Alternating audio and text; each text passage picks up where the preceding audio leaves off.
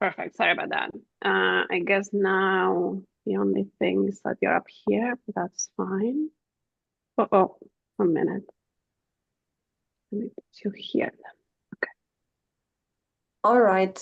So we still not for. I wait a moment for the official introduction. And you can see my mouse, right? Yeah, that's Perfect. visible. Okay, good. So now it's 4, so we can start officially. So hi everyone, welcome to VSET. We are very happy to have Marina Halac, who's presenting Agreeing to Implement, which is joined with Elliot, Lipnowski, and Doron, Ravid. Elliot is also here, so if you want to ask questions in the chat, you can do that. And we have 2 panelists, Matteo Camboni and Kapon, who have agreed to ask questions during the talk to make it more lively. Thank you very much for doing that. That's it. So I wanted to also announce that next week we have a break for Thanksgiving for those who celebrate, and then on the 4th of December, we're back with Alex Frankel and correlation games. All right, so Marina, go ahead. Thank you so much. Thanks a lot, Julia. I really appreciate the invitation, and special thanks to Sam and Matteo for joining as panelists. This is a very new joint work with Elliot Lipnowski, who is in the call, as Julia said, and Doron Ravid, who is traveling, and it's titled Agreeing to Implement. So we are going to consider a principal who interacts with a set of agents. So these agents play a game, and the principal cares about the outcome of the game. And the question we ask is, what outcomes can the principal implement? So the standard approach in mechanism design has been to focus on the principal's best Nash equilibrium, so the principal's preferred equilibrium outcome. And this is not typically spelled out, but intuitively the idea behind this approach is that the principal could suggest to the agents how to play the game. And if the suggested play is self-enforcing, the agents would agree to follow the suggestion. There is a different approach, which I'm calling here the worst case approach, that has been the center of a much smaller but very active and growing literature, that doesn't think of this principle as being powerful and able to select her preferred outcome, but rather views things quite differently by focusing on the principle's worst rationalizable outcome. And so here the idea is that agents are not agreeable in the sense that I just described, and the principal is conservative. So the principal is worried about the multiplicity, the potential multiplicity of outcomes, and takes this robust perspective by focusing on the worst case. And several people in this call have worked in this new strand of literature, including our panelists. And my experience presenting work in this literature has been that people see the issues with taking this traditional best case approach. But at the same time, they naturally ask whether there are any alternatives to thinking about this other extreme of the worst case approach, right? Is there anything in between these two extremes? And that's very much the question that we are going to be thinking about today. So in this paper, we are going to propose a solution concept that bridges between these best case and worst case approaches. So it's going to be a theory that we think is flexible to study different applications and potentially also to identify new applied questions. So let me tell you informally first about the theory that we are going to present, and I'll be more formal about all of these, of course, as we go on. So as I said, we have these agents who play a game. And we're going to imagine that before the game is played, the principal can make a suggestion to the agents about how to play the game. So the principal is going to suggest a product set of strategies. Now, a known subset of the agents will be agreeable. These are the agents who are willing to listen to the principal's recommendations. So these agents are going to follow the principal's suggestion so long as it's self-enforcing. All agents are going to be rational, are going to have common belief of rationality, and are going to understand how these set of agreeable players behave. So that's gonna give us a theory of what would be an implementable suggestion. Of course, we're gonna define a suggestion as being implementable if it leads to play that is consistent with the suggestion. And then we're gonna maintain this view that the principal is conservative and evaluates implementable suggestions by their worst case. So now we're gonna get a concept, given that, as I said, is gonna bridge between these best case and worst case approaches. In particular, this solution concept is gonna tell us that if all agents are agreeable, an optimal suggestion, so we're gonna be solving for what is the suggestion the principal wants to make to these agents, is gonna be the best Nash profile. And so the principal is gonna get the best Nash equilibrium payoff in this case. Whereas if everyone is disagreeable, I don't have any of these agreeable players in the set, then an optimal suggestion is going to simply be the rationalizable set we're going to see. And so we're going to be back to the principal getting the worst rationalizable payoff from this game. And we'll have that the principal's payoff is monotone in the set of agreeable agents. So that's going to be essentially the solution concept we are going to present. And then we are going to provide a final characterization by thinking about supermodular settings. So, we are going to be thinking about games with strategic complementarities, which is where the problem of multiplicity of outcomes is going to be most salient and where most of the applications we are interested in are going to be. And here we get that an optimal suggestion takes a very simple form. Essentially, the principal would suggest to each of these players that they play some strategy that is above some minimum action. So we are going to specify some minimum action for each of the agents. And this minimum action is the highest fixed point where the agreeable players are playing best Nash and the disagreeable players are playing worst Nash. So we are going to show this characterization of the best implementable set when we have supermodular settings. And then what we're going to do in the second part is to apply this characterization to a number of applications. So I don't know if I'm going to have time to go over all of these, but the first application I'll be telling you about is to network games. This is going to be a very natural setting to translate our results.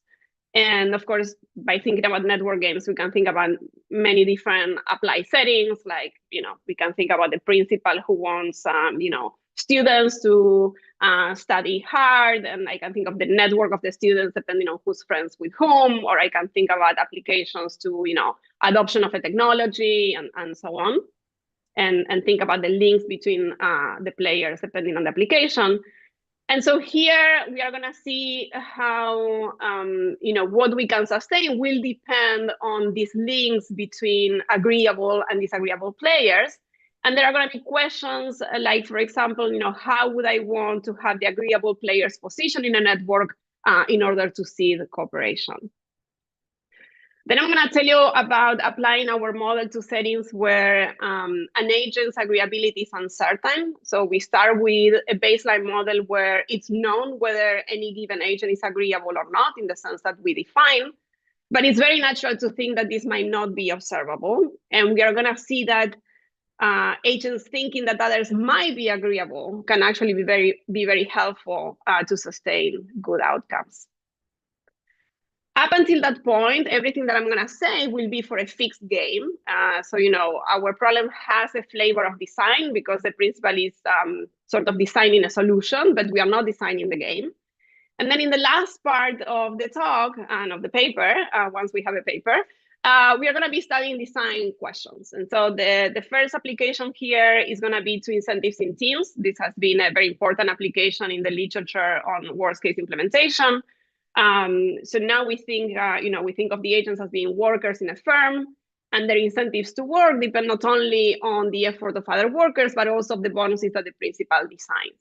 And so here we have things to say about how the set of agreeable workers is going to influence the optimal design of incentives, the optimal hierarchy of workers in an organization, if you wish. And we can also ask questions like, for example, what if you could train your workers to be agreeable? Which workers would you want to make agreeable and things like that? And finally, I'm quite pessimistic that I'm going to get to this part, but hopefully I will have a few minutes to say something about this. We also study applications to mechanism design, where now our players have payoff relevant private information. We have a result that we were quite excited to call revelation bias principle. And we are also going to see how the ability of the principal to get information from agreeable players can help to also elicit information from disagreeable players. So that's quite ambitious. As I said, I don't know if I'm going to get to cover everything, but I think we want to give the sense that this is a solution concept that is very flexible and that can be applied to a variety of things and different problems you might have in mind.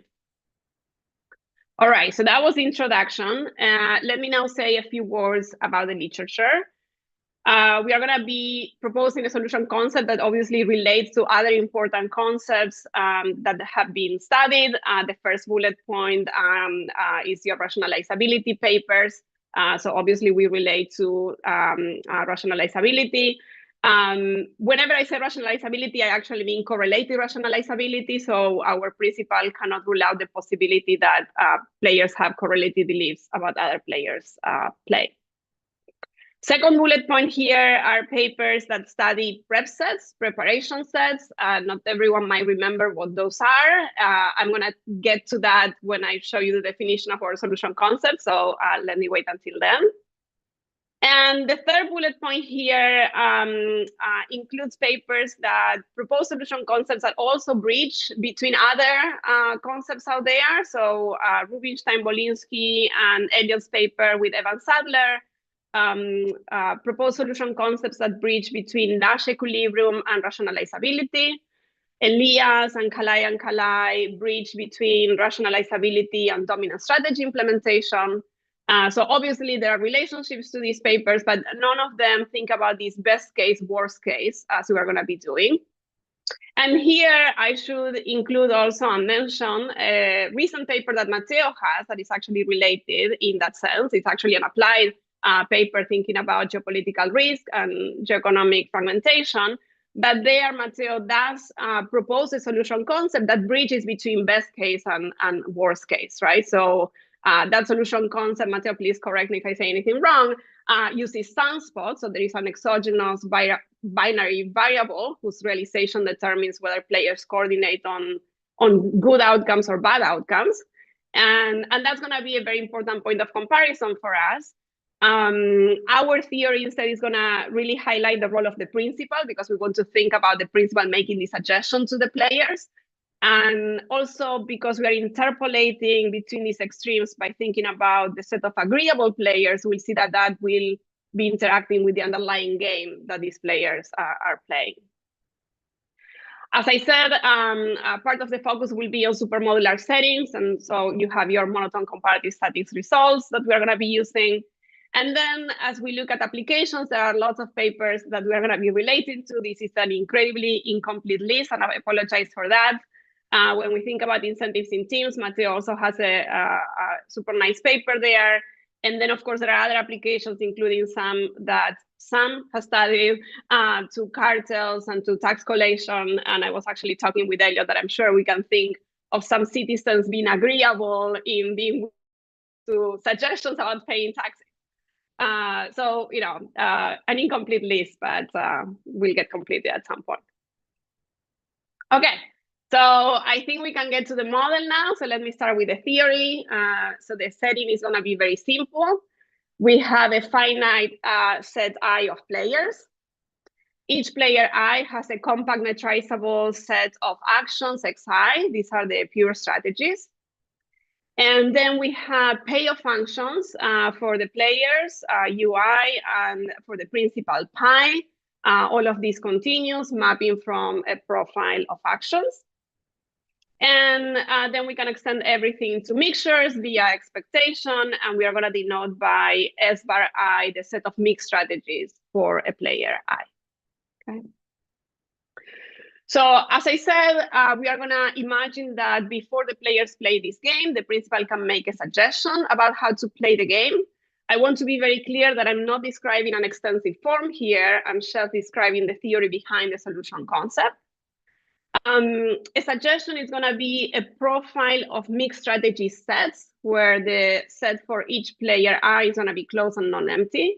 And more specifically, it's going to be a product set of mixed strategies. So a product set of sets, right? So for each player, the principal is going to suggest a set of mixed strategies.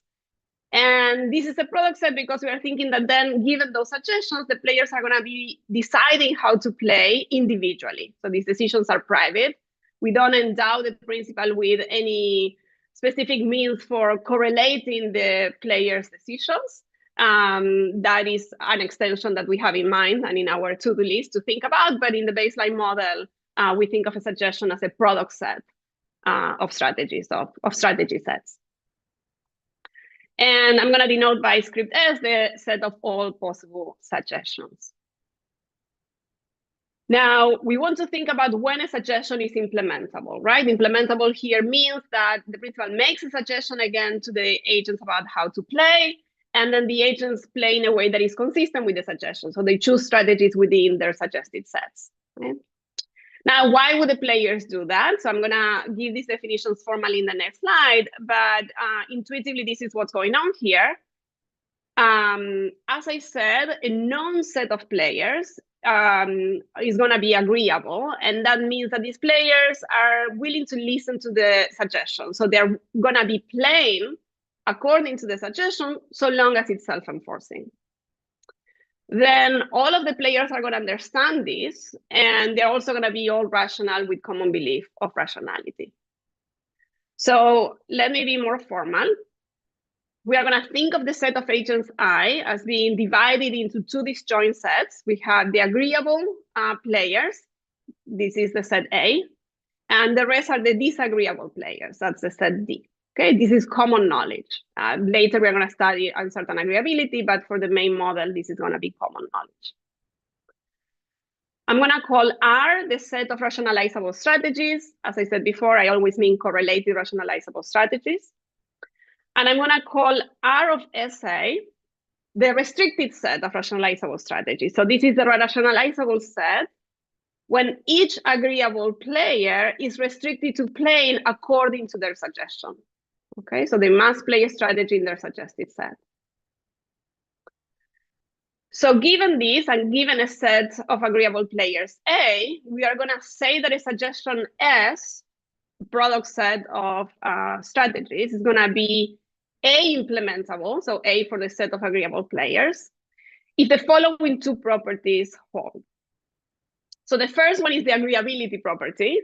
It says that every agreeable player must have in their suggested set at least one best response to any belief they may have about how others play within the suggestion. So for any belief about other players playing according to the suggestion, the agreeable player must have at least one best response in their set. And the second property says, it's the rationalizability property, says that this suggestion must contain the restricted rationalizable set. So the set of rationalizable strategies when the agreeable players are restricted to playing according to the suggestion. So this might be a lot to digest. Let me give you some easy examples that I think is the best way to understand how this implementability notion works, okay? So for any set of agreeable players that we may have, if I don't rule out any strategy, then the suggestion will be implementable. So suggesting the grand set of mixed strategies is going to be implementable no matter the set of agreeable players.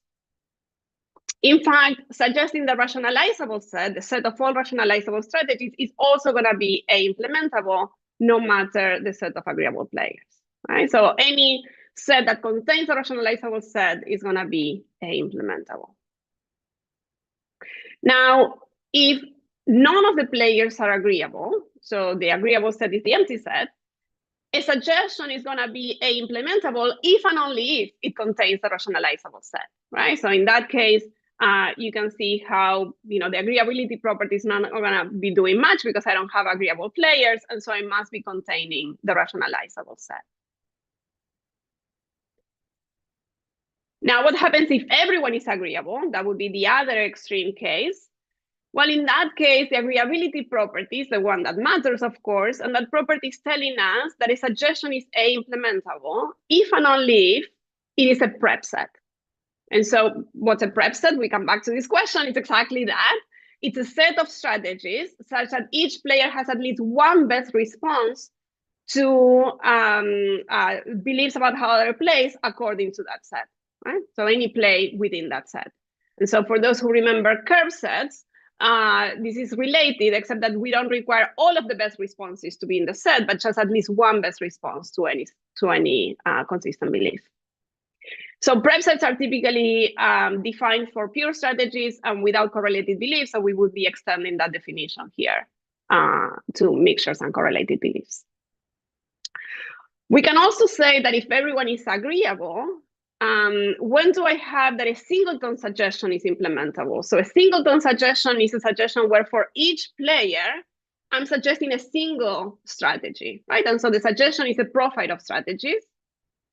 That's going to be implementable when everyone is agreeable, if and only if it's a Nash equilibrium, right? So that's a Nash equilibrium profile because it must be that the strategy is the best response to the strategies of the others. Marina, can I ask for clarification, because I was trying to follow. So take a I don't know, standard normal form 2x2 game. We'll get there. And say that there's two pure and one mixed strategy Nash equilibrium in that game. Great. So what you're saying is, of course, basically it makes sense that if I'm suggesting to play the mixed strategy one, that's gonna work only if you're also suggesting to the other player to play the mixed strategy one. In other words, I cannot send to you the thing, please play the mixed strategy, and then send to the other guy, play any of the Nash equilibrium compatible strategies, because the other guy is going to have to have beliefs that, unless the other guy has belief one, that the one that I'm going to play, because you're not allowing correlation. I don't see what you told. You see what I mean? I don't see what you told the other guy. So I'm not sure. You do know. Yes. No, I'm announcing the suggestions are, everyone knows what the suggestions were, right? So you're right that I'm not correlating decisions, but the suggestion is publicly announced if you want. That's how you should think about it, right? So everyone knows what others. So I'm gonna get to these 2x2 games. So maybe that's gonna clarify things. Right. But I think so. Yeah. So for what I said last, I think what you were saying initially was totally fine. So that was exactly right. But everyone knows what others have been suggesting. So I'm gonna show you some examples. Maybe that's gonna clarify. Before I get there, I do want to tell you what we are gonna do with these suggestions, right? So what is that the principal wants to solve in thinking about what to suggest. So as I said, we are not designing the game, but we are designing the solution because we have to choose a suggestion. So let's think about the principal's problem, and then we can think about some examples. Marina? Yes. Is it obvious why you want to use the prep set rather than the curb set? Is it obvious? No, so I think I can tell you what our logic is for thinking about that. I don't, it's not obvious that, I think that would be a fine theory if you use the curve set. So the idea here is that, these are agreeable players. I can influence how they play, right? In particular, as you saw, I can kind of influence their beliefs about how others are going to be playing. And then if you thought about curve sets, you would be saying, okay, it has to be that all of their best responses are in the set. And so that would basically say that, if they're kind of indifferent, then I cannot break that indifference as the principal, right? So I'm worried about their choosing something outside the set if it's also best response. And so the kind of the stance we are taking here is that the principal could break the indifference in their favor. So that's going to be where the difference is. Now, we can discuss whether that makes sense or not. To the extent that these are agreeable players, I would think, if they're indifferent, they're willing to listen to the suggestion. They're also willing to go and their indifference with whatever the principal is suggesting. That's kind of the spirit of the assumption. But you could think about, changing that assumption and thinking about curve sets. And I don't think we have checked, how things would go in that case. Yeah, perfect. Thanks for the question. That's a good question. All right, so what are we going to do with these implementable suggestions now? Let's call S of A the set of A implementable suggestions given the agreeable set A. we have this theory of what is an implementable suggestion. Now, given that theory, we still want to continue to take this view that our principal is conservative and is taking this robust approach that is concerned with the worst case. So the principal is going to evaluate any implementable suggestion by its worst case. And so that means that if the suggestion is not a singleton, I'm going to be thinking about the payoff that the principal gets from that suggestion, from that implementable suggestion, as the one corresponding to the profile in the suggestion that minimizes the principal's payoff. So the principal gets, again, the worst case payoff. And so the principal's problem now is to choose a suggestion S that is implementable and that maximizes her worst case payoff from that suggestion. Right? So that's what you see there at the bottom. We have the soup. The max may not exist for similar reasons that we typically get this non-existence in design problems where we use the worst case. Again, we are not designing the game, but we are, choosing a suggestion here. So that's the principal's problem. Of course, because we have this mean here, that also means that in general, we are going to have that, smaller suggestion sets are going to be weakly beneficial for the principal because we have the mean. And so in particular, in case this is useful for anyone to think about, when I define implementable suggestions, the last property here said that the suggestion must contain the restricted rationalizable set. I could have defined it so that they coincide. So I think in the paper, we are going to call that exact implementation. And then our results will not change precisely because of the program I just showed you. However, for some of the things we're going to be describing, the language would be much more awkward. And so this is just convenience for how we describe our findings. All right, so that's the principal's problem. And let me now give you what we are calling the sanity proposition. So sanity proposition really because especially the first two parts of the proposition, this is what we intended to do with the theory. So if we didn't get this, this is not the theory we wanted to develop, right? So let me first give some notation. I'm going to call sigma star the principal's preferred Nash equilibrium. And so this is what the proposition says. First point, take the extreme case where no one is agreeable. Okay, so all the players are disagreeable. Then an optimal suggestion is the rationalizable set. Okay, so we said that we must be contained in the rationalizable set. We cannot benefit from a larger suggestion. And so an optimal suggestion will be the rationalizable set. That means that given how the principal evaluates the suggestion, when everyone is disagreeable, the principal's payoff will correspond to the worst rationalizable payoff for the principal. So we are going to be back to that worst case benchmark as I described at the beginning. Now, in the other extreme, yeah. Sorry, just to clarify, this is also the only A implementable suggestion, just to check if I understand it right. Like it's optimal, but it's also the only A implementable suggestion? So no, so anything that contains the rationalizable set is right, because you define it like that. Yeah. Because, yeah, exactly. So if you do exact implementability, then you're good. Yeah, so there is a trade-off between that's a bit annoying here, but then it's going to help us. You'll see where it's going to be kind of handy. But I totally understand. So if you want to think about exact implementability, you were completely right. Yes. Okay, what happens in the other extreme? Everyone is agreeable now. Then we get that an optimal suggestion is the best Nash equilibrium profile. So here the optimal suggestion is going to be a singleton.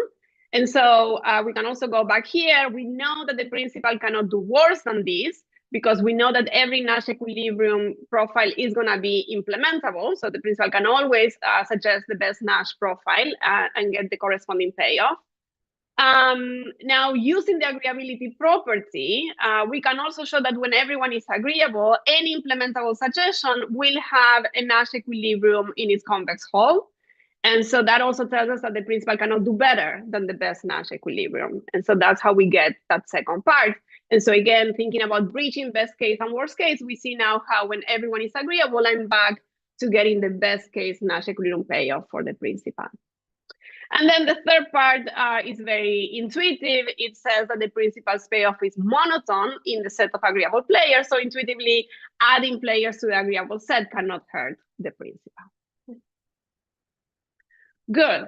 So what I want to do next, and maybe this is going to help for some of the questions that we heard before, is give you an idea for why is that we care about thinking about suggestions as sets of strategies as opposed to just telling the players this is what you should play.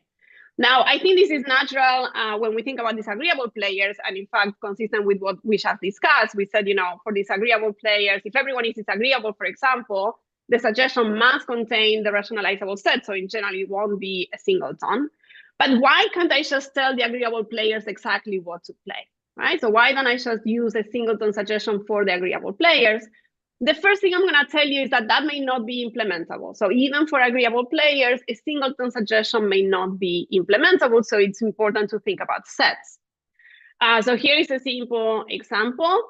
Let's think that we have two players. Player one is agreeable, player two is disagreeable, and they're going to be playing matching pennies. So that's your game metrics there. Now, if I want to think of a singleton suggestion for the agreeable player one, so I'm suggesting some strategy sigma 1 to this player, then for any such singleton suggestion, there is going to be some pure strategy for player 2, some action x2, that is rationalizable for player 2, and to which sigma 1 is not a best response. And so if I'm telling player 1 to mix half and half, for example, then any pure strategy for player 2 will be rationalizable, and that mixed strategy will not be a best response. And so here, this is a simple example where any suggestion that is implementable must contain the whole set of pure strategies for both players. Now, in some cases, we could use a singleton suggestion, but actually, even when singleton suggestions are implementable, they may not be optimal. So that's the second reason why we need to think about suggestions as sets of strategies. So here, I'm going to augment the example that I show you to make this point. So again, we have player 1 agreeable, player 2 disagreeable. I'm going to augment the matching pennies game that I show you by having a third action for each player that we are calling out. And out is going to be an Nash equilibrium, as you can see there. And because I want to make a point about optimality, I need to specify the principal's payoff. So let's say that the principal's payoff is simply the sum of the two players' payoffs, okay? So in this case, there is a singleton suggestion that is implementable. There is a unique singleton suggestion that is implementable, and this is suggesting each of the players to play out, okay? So that's implementable. Maybe that clarifies some questions before. However, if this is the suggestion that the principal is making to these two players, the principal's payoff would be equal to 2. There is another implementable suggestion, which is to suggest to each of the players to play any mixture between heads and tails. That's also going to be implementable according to our definition. And the principal's payoff is going to be strictly higher than 2. It's going to be 3, okay? And so we see here that even when a singleton suggestion is implementable, it may not be optimal. All Marina, right. Yes. Can I ask you a question? Like this is the case also like in supermodular games that you don't want to restrict attention to singleton suggestions, right? Like, right. And so the reason are to... sort of the same, like that this optimality reason. I mean, because okay, so there, I mean, and there is where we get to like, why did we define implementability and not exact implementability? In some sense, we still get a very clean characterization of this idea that I was saying before, that you can just specify like the minimum action for each player, right? However, you cannot just do that as a singleton in general, because that's not going to be implementable. Unless you're getting best Nash, which, we are going to see examples. Implementability is going to require that you say you can choose any, it's not going to require, but it's, you're going to specify more than just that minimum action. And for example, we are going to see how you would want to say, play any mixed strategy above in a way that we'll define soon, that minimum action. And so, yes, the answer is that even in supermodular settings, you cannot restrict attention to singleton suggestions. But in that case, I mean, it sounds more. Is it more technical? Like because you were saying that you could restrict attention to exact implementability and get essentially the same result. No, but even if you're doing exact implementability, you would still not restrict attention to singletons, if that's a question. So even with exact implementability, I would not get a singleton, except again, when I'm getting best case, like, if I'm getting everyone agreeable, or if I'm in a setting where I get, even without everyone agreeable, if I'm getting the best case Nash, then yes, it could be that a singleton suggestion suffices. But in general, no, even if I'm doing exact implementability. So I think some examples might show that we're gonna get to. But yeah, thanks. Thanks for clarifying that. Great. So let's get to supermodular settings, since Matteo asked the right question. So we want to think about settings where we have strategic complementarity. So I'm gonna define an environment to be supermodular. The first three properties here are what you would expect, and then we're going to add something for the principal, right? So first, for each player, the set of strategies is going to be partially ordered, so it's going to be a complete lattice for some continuous order. The payoffs are going to be supermodular in the own agent's actions, so if the actions are multidimensional, then increasing any one component, the marginal return to doing that is going to be increasing in the other components. And then we're also going to have increasing differences with respect to other players' actions. So the marginal return to increase in my strategy is going to be increasing in the strategies of the other players, so strategic complementarities, right? So that's your standard definition. And then to that, we are adding that the principal's payoff is also going to be increasing in the order, right? So that defines a supermodular setting. And now I want to give you a characterization of what is an optimal suggestion for the principal when we look at supermodular settings. So for that, I need a couple of definitions first. So first, I'm going to define a class of suggestions. So for every pure strategy profile X, so X is a profile of actions, I'm going to define a suggestion SX, S superscript X. This is a suggestion, so it's a product set of mixed strategies, where for each player, the set of mixed strategies that I'm suggesting is going to be any mixture of our pure strategies that are weakly higher than XI. Okay? So basically, this is like telling each of these agents, please choose any strategy above this minimum action. Okay? Sorry, Marina, I must have missed this, but did you put an order on these sets? Yes, on the sets? right here. Okay, sorry. Yeah. Just one slide you missed. It's not too much. Okay. It was just the previous one. Okay. Yeah, that's exactly what changes now. From now on, we'll have an order, and we'll keep it for the rest of the talk. Yeah, sorry. Good. So good. So that's a definition for this class of suggestions. And now I'm going to define an operator, gamma A. So A is for your set of agreeable players. This operator is going to take as an input a profile of actions, X, and then it's going to give me, for the agreeable players, the best Nash action, given what the disagreeable players are playing. And for the disagreeable players, the worst Nash play, given what the agreeable players are playing. So given what I fed the operator for the agreeable players. All right. So again, I give a pure strategy profile, and then I get that the agreeable players play best Nash, the disagreeable players play worst Nash, given what the other group of players is doing. And so here is a characterization that we get for the supermodular settings. We get that an optimal suggestion is SX hat. So this class of strategies that we define, where we say, please choose any strategy above this minimum action, where the minimum action X hat that we are going to specify is the largest fixed point of this operator gamma A. So that means that under the optimal suggestion, the principal's payoff is going to correspond to the payoff under this fixed point X hat. And of course, we also, I mean, not of course, but using monotone comparative studies, one can show that X hat is going to be increasing in the set of agreeable players. Okay. So this is the sense, and Matteo, I will have more to say about this, but this is the sense in which I was saying, no, I cannot do singleton suggestions, but still the suggestions take this simple form in that they are like benchmarked, if you want, by this minimum action, right? And so they're still easy to characterize in that sense, but they are not singleton. I'm still saying, you get this suggestion Sx hat is saying any mixed strategy above this minimum action xi in the sense that I wrote up there, right? Is it? I mean, yeah. Only if it's obvious. Like, is it obvious? Like, what would happen if I recommend the X hat?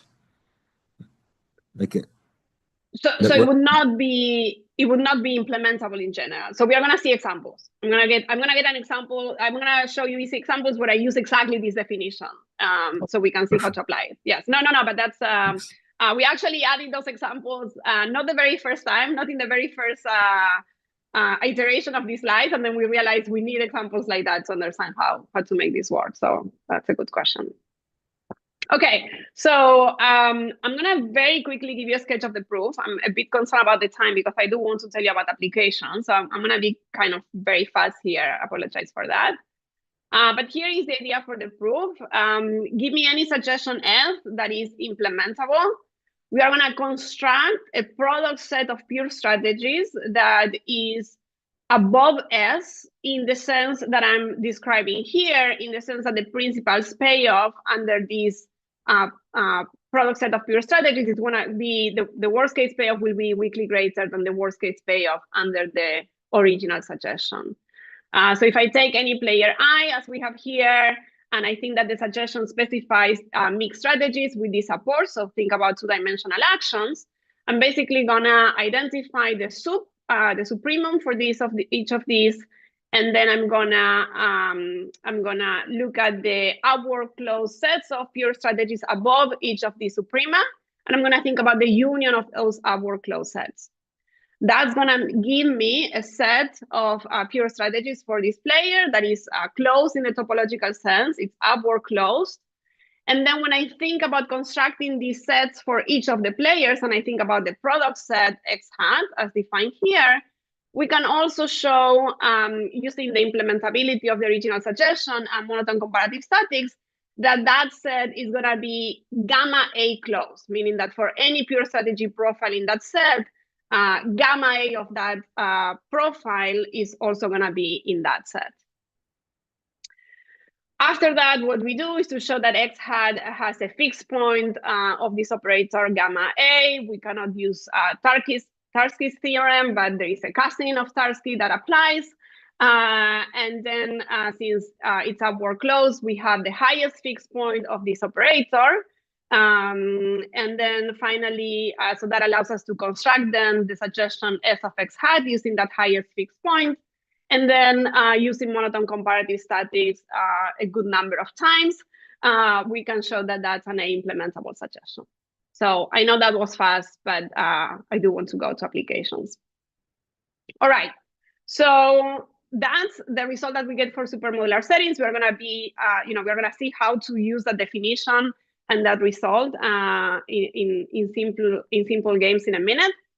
So this is the slide that I showed you before about the applications that I'd like to tell you about. So let me get to the first one.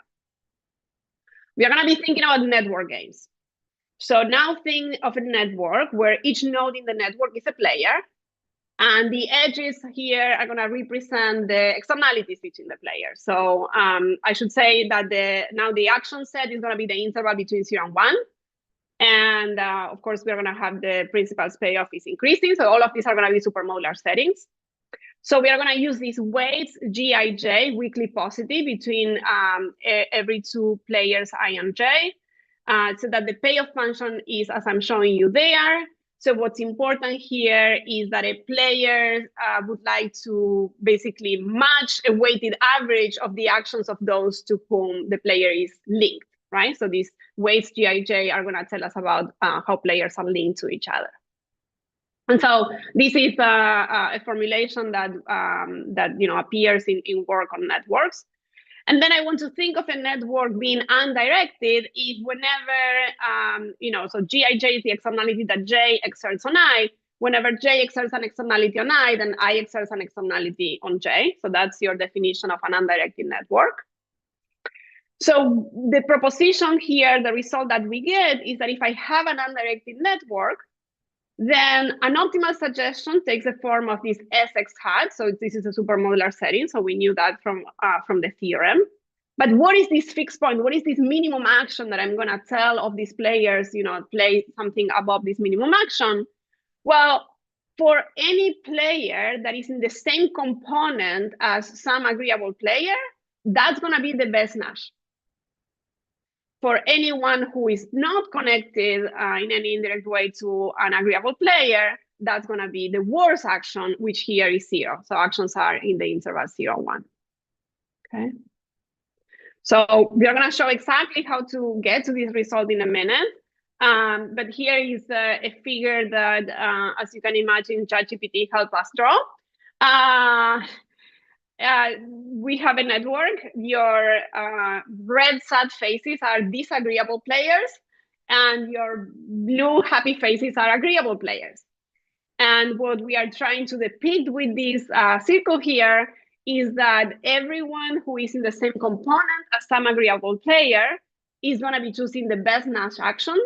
Okay, so we are going to be suggesting choose anything above the best Nash action. And then everyone who is here not in the same component as an agreeable player, they're going to be choosing 0. And so you can see how we can think about different questions, of course, now about, well, what if I could influence how agreeable players are positioned within the network? And you get an idea of seeding, which is a question that in the literature on networks is studied in a quite different, context. But here you can think of seeding for the solution concept, in that I would want these agreeable players to be dispersed to seed this cooperation and get the good outcome, right? Now, how is it we get that anyone in the same component as an agreeable player will get to choose best Nash? I want to now do a very simple example. As I was telling Matteo, this was very useful for us to go over when we were preparing the slide. So let's look at this super simple network down here, which is this line. I have just these 3 players, and think about how that works. So I copied up here for you to remember. I have player 1 is an agreeable player that is linked to player 2, who is disagreeable, who is linked to player 3, who is also disagreeable. And so let's take these payoffs. These payoffs say that player 1 wants to match player 2. Player 3 also wants to match player 2. And player 2 wants to match the average of players 1 and 3. And again, the principal's payoff is going to be increasing in the actions, right? So what do we get here? So let's use our characterization. We want to solve for the agreeable player for the best Nash action given what the disagreeable players are doing. So that's what our solution told us, right? That we should solve for, we're now constructing the gamma function, and then we're going to solve for the highest fixed point of this gamma operator. And so the gamma operator says for the agreeable players, look at the best Nash play, given what the disagreeable players are doing. So that means that, best Nash, my agreeable player is player 1. And so given the actions for players 2 and 3, because player 1 wants to match player 2, this is going to be pinned down. This must be x2. Okay? So that's the only thing that we can tell player 1. That we can get player 1 to do. Now let's think about players 2 and 3, which are the disagreeable players. Given x1, so our operator gamma tells us we should compute this, right? What is the worst Nash play in the game between players 2 and 3, given what player 1 is playing, so given x1, right? So this is what we get here for the disagreeable players 2 and 3, given x1, what are we gonna get? Well, player 3 wants to match player 2. So player 3 is going to choose x2. Player 2 wants to match the average of players 3 and 1. But if player 3 is choosing x2, player 2 then wants to match the average of himself and player 1. And so player 2 wants to match player 1. And so what we get here is x1, x1. Okay, so that's the lowest Nash equilibrium in the game between our disagreeable players 2 and 3. And then that means then that the gamma function, given that player 1 is the agreeable player for any given profile of actions that we input here, is going to take this form. And so we get that x hat is a gamma fixed point if and only if I'm prescribing the same action for each of the players. And so in this case, we get that the highest fixed point then is going to be 1, 1, 1. And an optimal recommendation, hence, can be a singleton in this case, Matteo, because I'm getting best Nash. And so here I can just recommend to each of them choose 1, 1, 1, right? Because that's the same as saying choose anything above 1. There is nothing above 1, strictly above 1, right? So here I get that suggestion is optimal, and I'm going to get best Nash from all of these players. Now, this tells you something about the reach of the agreeable players, right? So there is an idea of contagion, of how their agreeability is going to make others also play cooperatively. And in the paper, the paper that doesn't exist, we developed this theory a bit more broadly for thinking about this reach, in settings where this reach is actually, not so powerful as we saw here. So let me give you a taste of that. And so what happens if I change things so that now I have a directed network? So all I changed is that now I have this arrow, as you can see, from player 2 to player 1. And what I mean to say about that is that player 1 still cares about player 2, but player 2 no longer cares about player 1. So the externality only goes in the direction of player 2 to player 1. So specifically on the payoffs, you can see that I have only changed the payoff for player 2.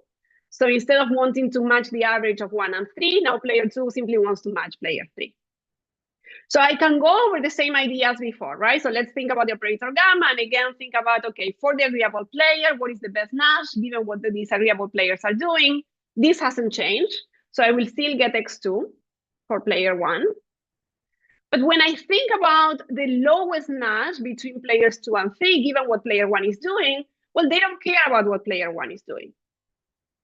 So the worst Nash now for the disagreeable players is going to be 0, 0, no matter what I'm feeding this operator for the agreeable player, right? So in particular now, this gamma function is going to have a unique fixed point, which is 0 for each player. So it's the profile that specifies 0 for each player. And so an optimal suggestion here is going to essentially be the whole set of mixed strategies, because the minimum action I'm specifying is 0 for everyone. Now, here I cannot just say play 0, right? That would not be implementable. And so you can see that this is not going to be a singleton. And so I'm just going to be saying here, in this case, I got to the other extreme where I'm not ruling out any mixed strategy in this easy example. I'm looking at the time, and I'm not doing great. So I'm going to go relatively fast now just to give you a flavor of other things that we do. We look at what happens when the agreeability of the players is not observable. And so basically, we want to think about, instead of having a known set of agreeable players, we think that could make sense for some applications. In other applications, neither the players nor the principal might know whether a given player is agreeable or not. And so we can now basically take a baseline game that we had and add a set of payoff irrelevant types for each of our players, where these types would be partitioned into the agreeable types and the disagreeable types. These are, again, payoff irrelevant. And we want to think, we want more than just 2 types for each player as an easy way to capture also the player's beliefs about other players' agreeability. We think then of a suggestion as being now a set of mixed strategies for each type of each player. So I can condition on the type, right? I can say, if this is your type, these are the strategies I suggest. If this is your type, these are the strategies I suggest.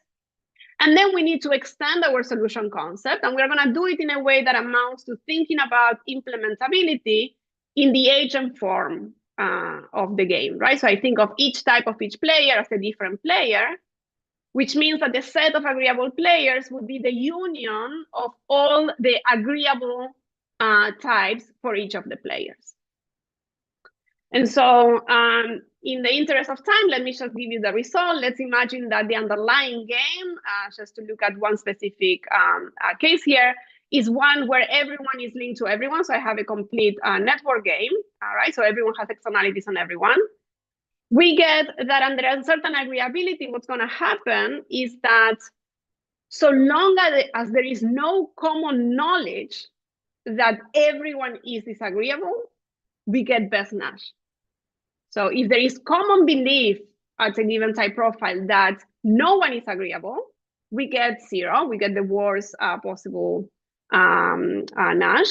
But if there is no common knowledge that no one is agreeable, then we get best Nash.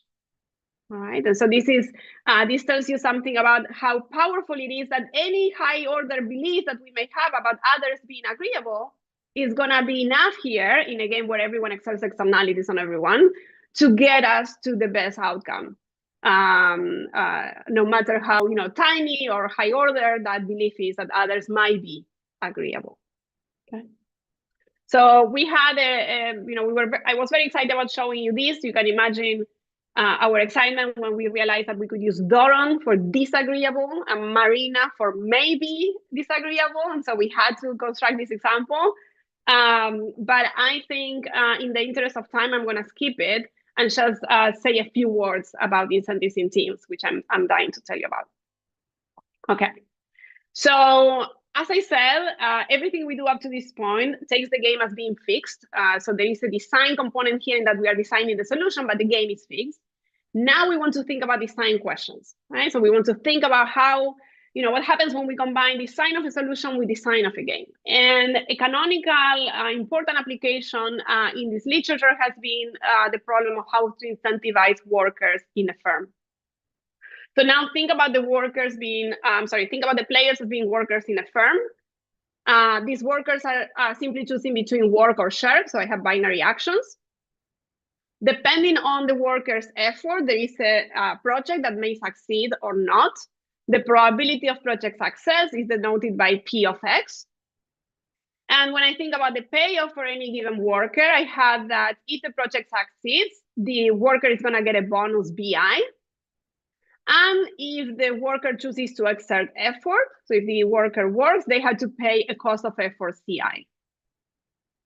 Now, for the principal, we had that if the project succeeds, the principal has to pay the bonuses to the workers.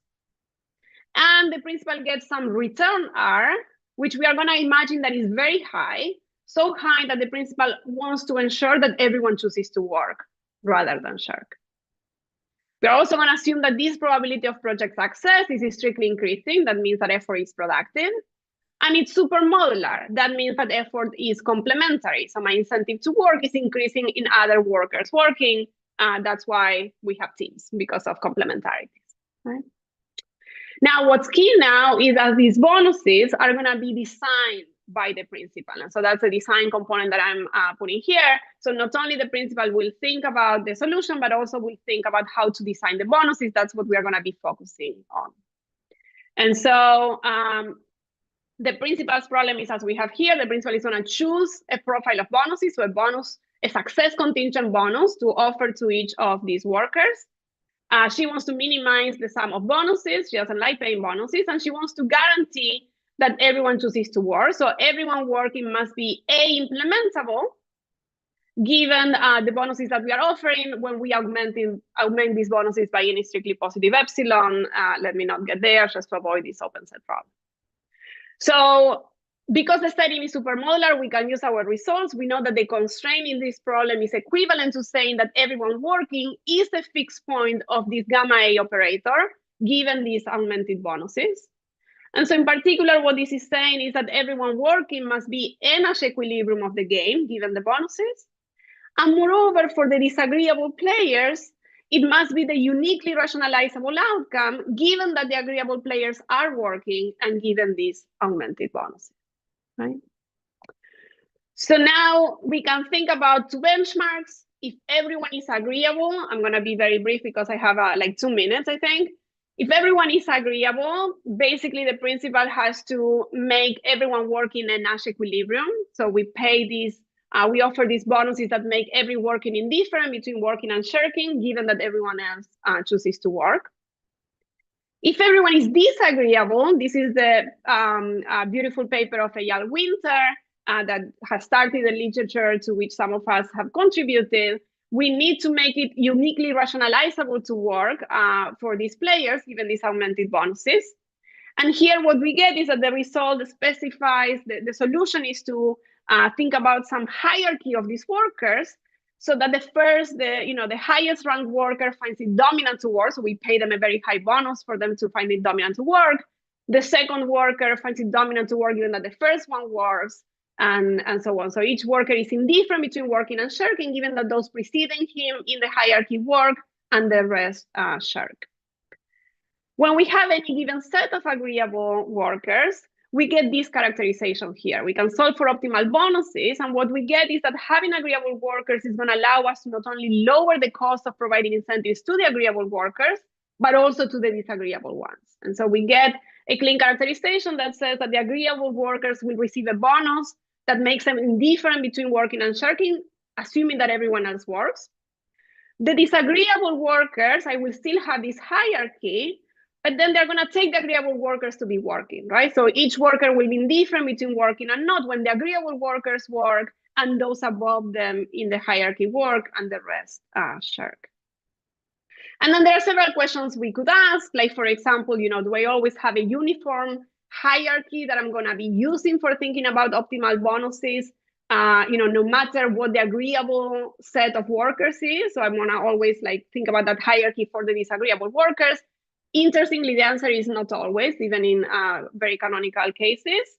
And we can also think about, when you do have such a uniform order, how would you want to choose your set of agreeable workers, right? Is it the lowest rank or the highest rank? It turns out that neither might be the answer. And so depending on the setting, we get some rich answers here. So, you can see how there are new questions you can ask, like if you have to train your workers and things like that.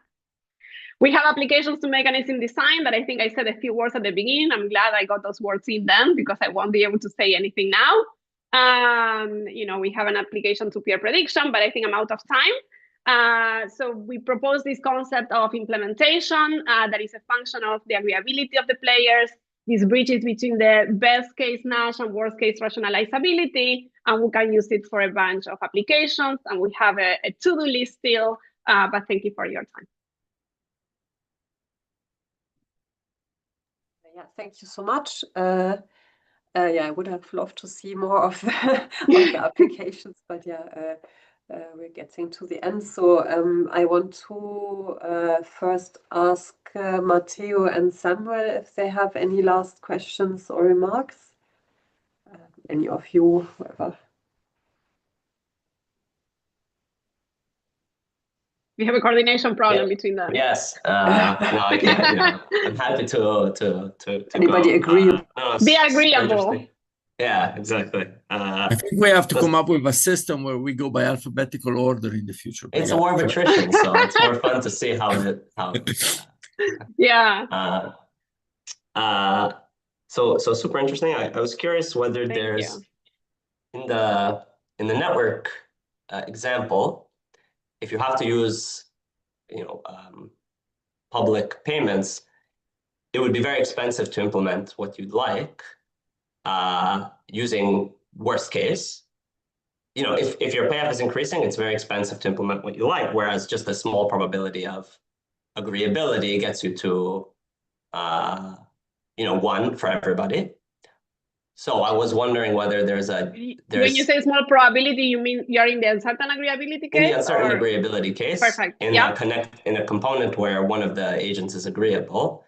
So I wonder if there's any connection between the transfer you would have to pay when you can do, the full design with uncertain rankings and the probability of agreeability that you need.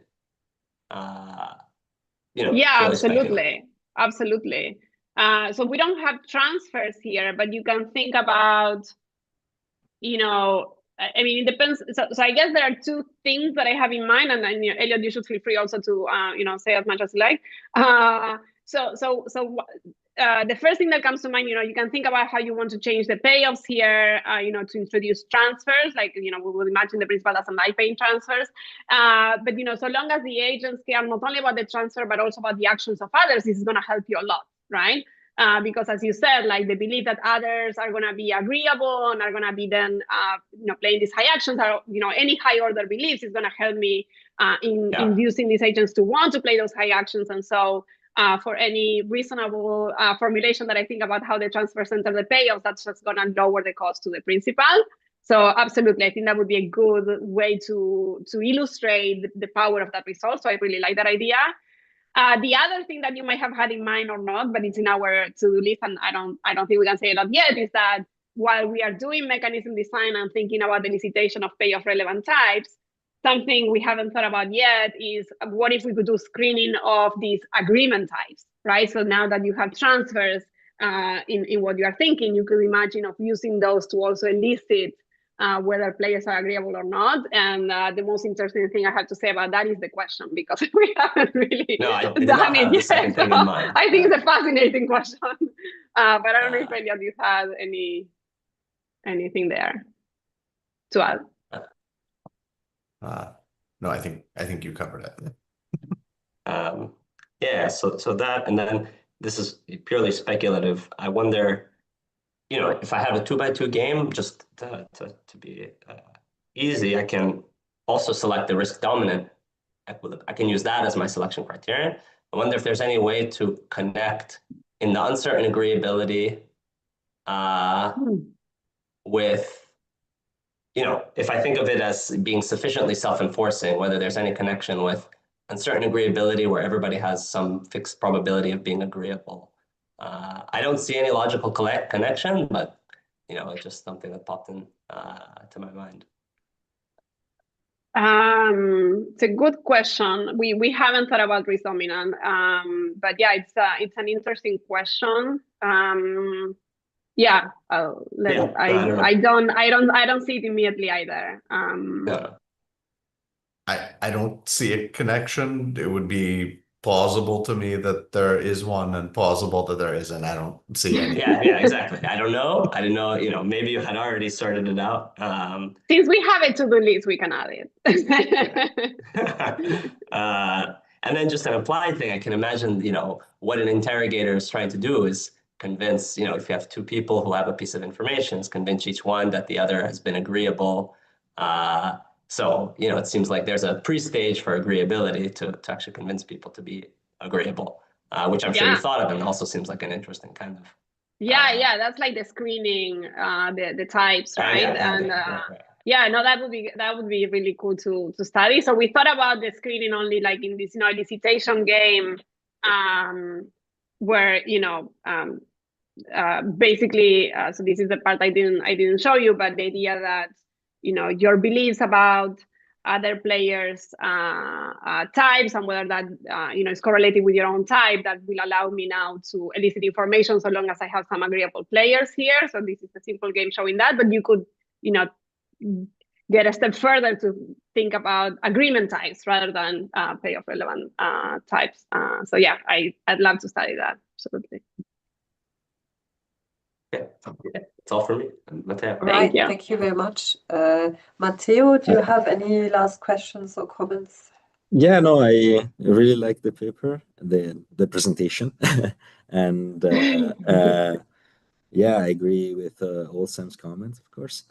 No, but no, I wanted to ask you one thing more about the uncertainty application, because I really liked it, and I think like in many settings, it's easier to me at least to play around with probabilities of players playing along all together, rather than imagining some players are gonna play along with the principle for sure, and some agents will not.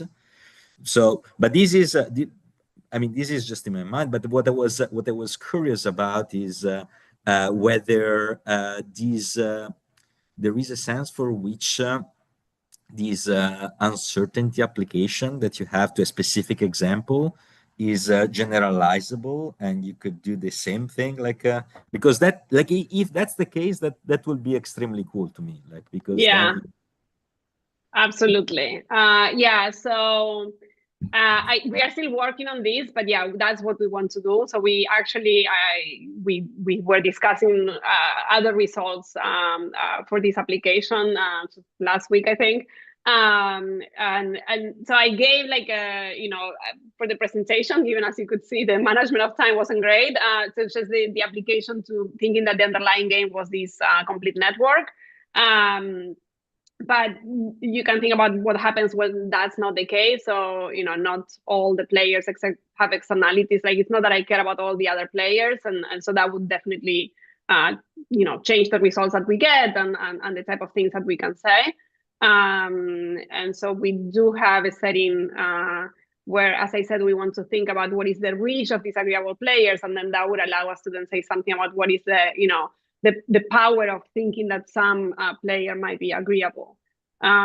If I understood what you said initially, I think that would be really cool. Like, thinking, okay, maybe, if I think that some player might be agreeable, maybe that's not enough to, have an effect on how I want to behave, but thinking that these two players might be agreeable. So you can start thinking about, depending on how players are related, those things could matter.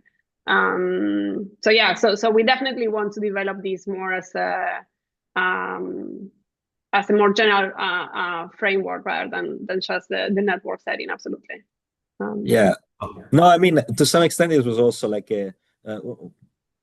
related to this teamwork literature. Many times when you present, like when I presented something like in that site, like a common comment was like, okay, it's possible that if there are 5 team members, it's possible that not all of 5 are agreeable, but Right. why there isn't the probability that each of them alone is agreeable, right? And then Right.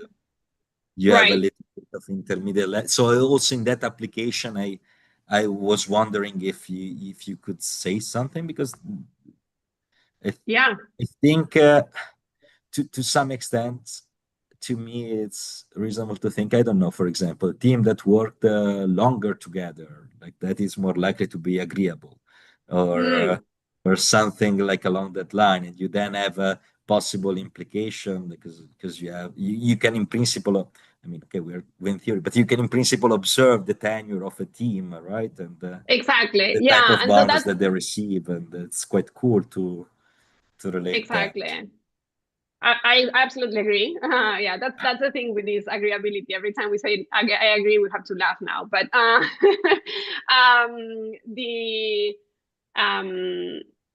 yes. So what do I want to say? We had thought about, should our baseline model be one where agreeability is observable or not? And I think we come from 2 places here. One is, we do think there are applications, as you said, like you would know the tenure of a team, or you would know, like, some workers might be more loyal to the leader because of, again, their history. And so you could observe it. It could be publicly known. But at the same time, we thought, okay, if we develop that theory, then we found that looking at the uncertain agreeability would be like an application or extension, if you want, of that model. And so it was easy methodologically also to follow that route. But I think in different applications, as you said, like, you wouldn't know. And the question is, how these beliefs that you might have about others' agreeability are going to matter. So yeah. I don't remember now some of the other results we were thinking about, but they're coming. So I don't know if Elliot remembers, but I know we've been working on some. Yeah. So just a couple things. So on this point, so one is just, in the talking about, that it's sort of going through the probabilities as opposed to, say set up players is, kind of easier to think about in some settings. So I think it's kind of one thing that's a little instructive is looking at this proposition and specializing it. So if with interior probability P, a player is agreeable and it's IAD across players, then specializing this proposition says in this complete network type game that you can implement best Nash. Another thing I want to say is, so we wrote, although we wrote the proposition here for these network games, this is it's not just that extending this is in progress work. This was kind of a pragmatic, not wanting to introduce another big class of games in the talk, but basically super modular one-dimensional games with a concavity condition give qualitatively similar results, where the thing that's a stand-in for the complete network result is a sort of a strong form of responsiveness that basically for any player, any other one player choosing a strictly positive action is enough to get me to want to choose a strictly positive action. And so you basically, there's qualitative beyond this functional form, conditions under which you get just sort of an identical type of result. But the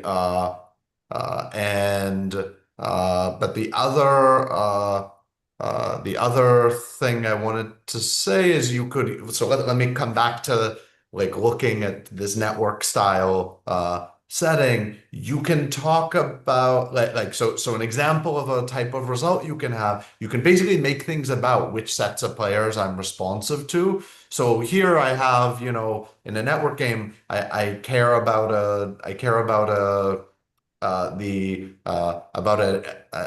arithmetic weighted average of other people's actions. Now, suppose I instead cared about a geometric weighted average of other people's actions, which in particular means that if I think there's anybody out there choosing a zero action, I want to choose a zero action. So then, you know, you get results that are, you know, results that are quite different, where it's sort of then you're going to get, I think it was, you're going to get best Nash.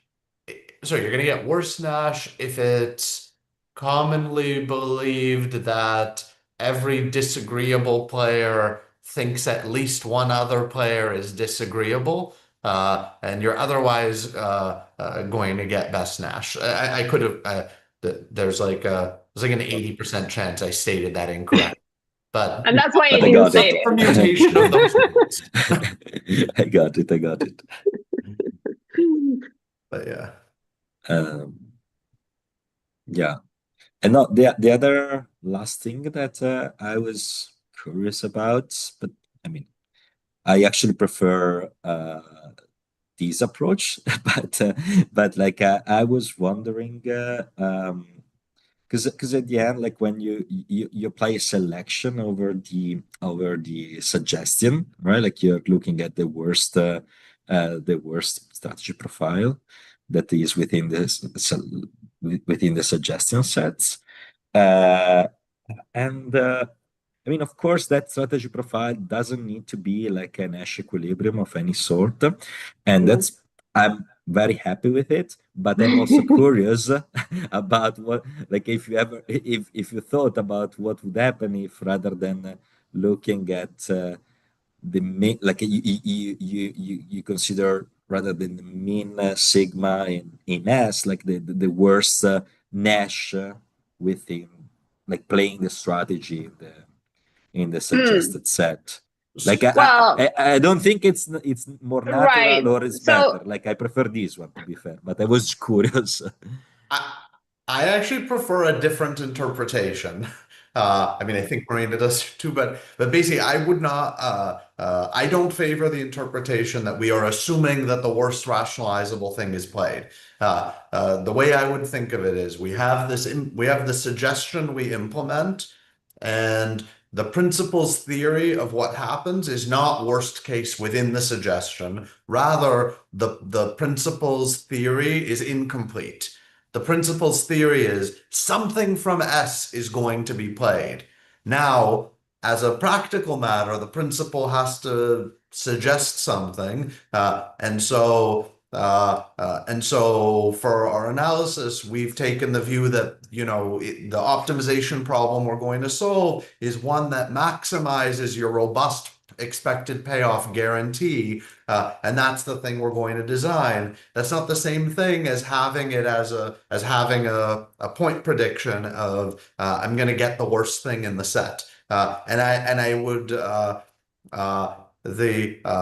love it if after we write this paper, somebody says, I love this notion of implementability, but I think the optimization problem isn't the optimization problem I would like to solve, and I would like to do this thing with the implementability instead. I think that's sensible. But yeah, I guess I don't favor the point prediction interpretation.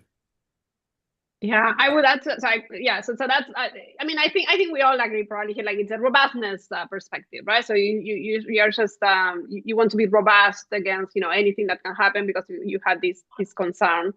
But I would also say that to the extent that you are now choosing the suggestion, right?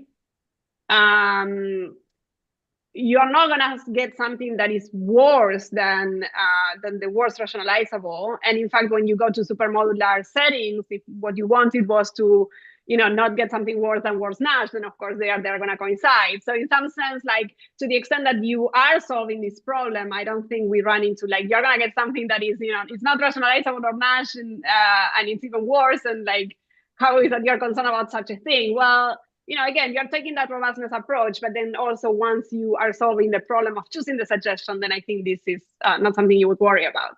I mean, it's up for interpretation. Like you worry about, and then you make that suggestion so that you don't need to worry about. But you see what I'm getting. Yeah.